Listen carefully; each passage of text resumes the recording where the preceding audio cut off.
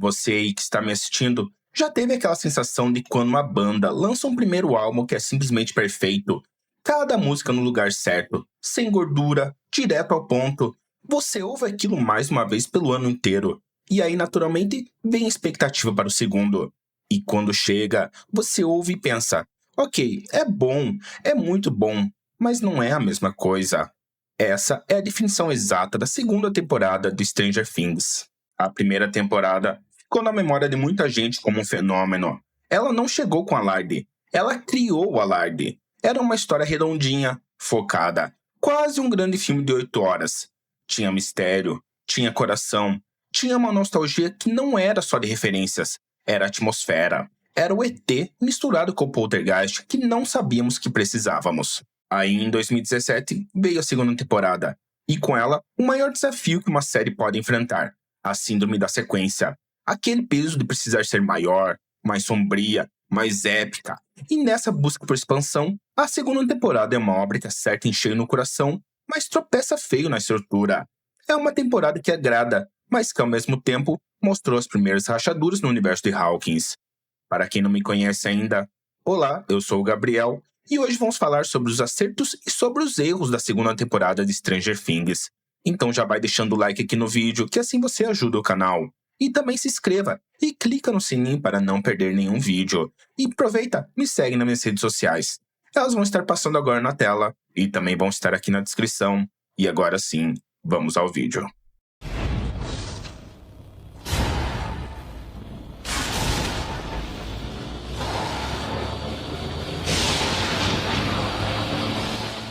Vamos ser justos.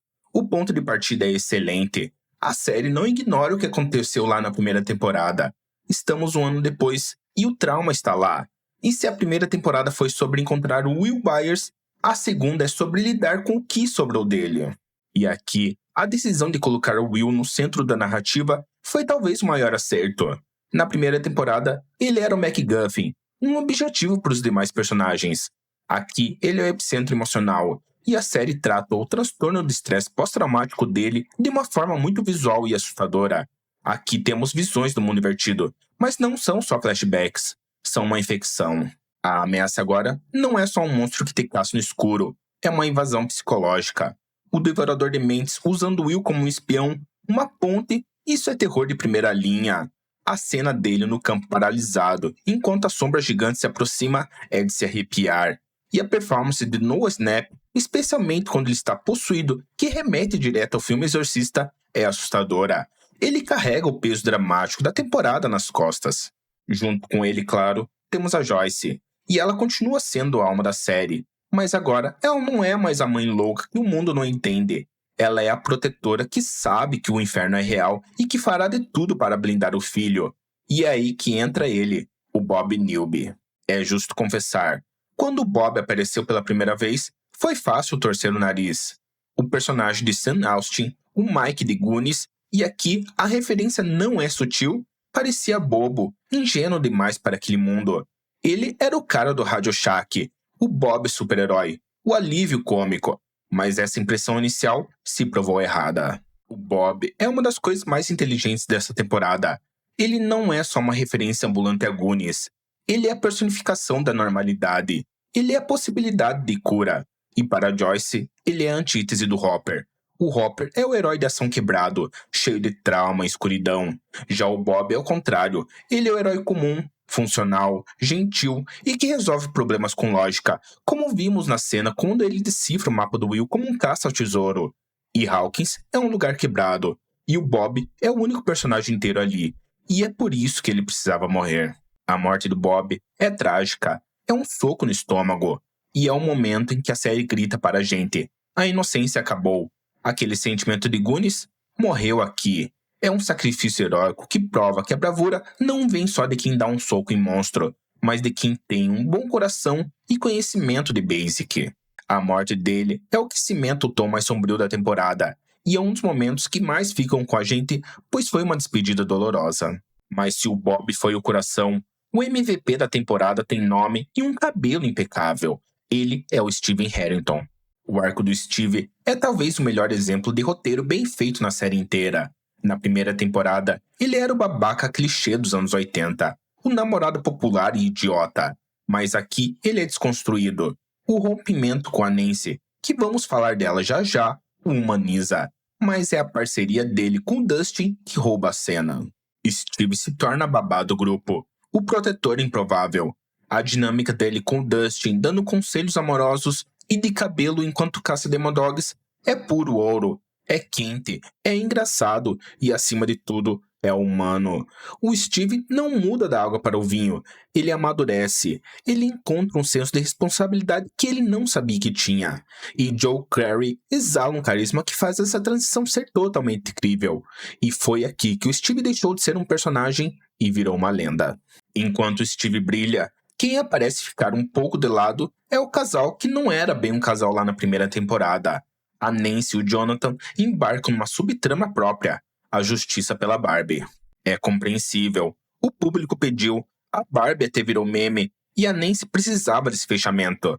A trama de expor o laboratório de Hawkins é importante para a mitologia, mas ela parece desconectada. Toda vez que a série cortava para eles na estrada, havia uma quebra de ritmo.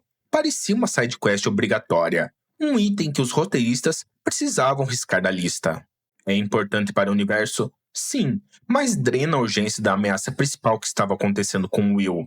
E é aqui que a temporada começa a mostrar o seu maior problema, a fragmentação. A primeira temporada era coesa. Todos os núcleos, as crianças, os adolescentes e os adultos investigavam o mesmo mistério por ângulos diferentes. E no final, tudo se encaixava. Já a segunda temporada, nem tanto. Ela é uma coleção de arcos que correm em paralelo e só se encontram no final. E para complicar, ela introduz novos personagens. Temos a Max de Sad Sync e o Billy de Dake Montgomery. A Max, a Mad Max do Fliperama, é uma adição mais que bem-vinda. Ela chega para desafiar a dinâmica do clube do Bolinha. Ela é forte, independente e cria uma tensão adolescente natural entre o Lucas e o Dustin. A Sad Sync é ótima e a personagem funciona, mas aí temos o Billy. O Billy é visualmente impactante. O Billy tem uma presença magnética e assustadora. Ele é o puro suco do Stephen King, o horror que não vem do mundo invertido, mas do mundo real. Ele é o antagonista humano, o valentão, o reflexo da masculinidade tóxica e do abuso doméstico. E assim, a série acerta a mostrar que às vezes, um monstro de verdade é o cara do jaqueta jeans que mora na sua casa. Mas, e é um grande mas, o personagem é muito raso. A série ameaça dar profundidade a ele naquela cena rápida e desconfortável com o pai, mas recua logo em seguida. Na maior parte do tempo, o Billy é só mal. Ele existe como uma força do caos, uma ferramenta de roteiro para catalisar o arco da Max e dar ao Steve alguém para socar. É um potencial que nessa temporada foi subutilizada. Ele é mais um clichê ambulante do que um personagem tridimensional. E essa tentativa de fazer malabarismo com tantos arcos, temos o Will possuído, o Bob e a Joyce, o Steve e as crianças, Nancy e Jonathan, Max e Billy, Hopper e os túneis. Tudo isso acaba custando caro. A série fica inflada, mas nada exemplifica melhor que essa falta de foco do que o elefante na sala, o ponto mais baixo da série inteira. E aqui nós precisamos falar sobre o 7º episódio. É fácil lembrar da sensação de assistir a segunda temporada pela primeira vez.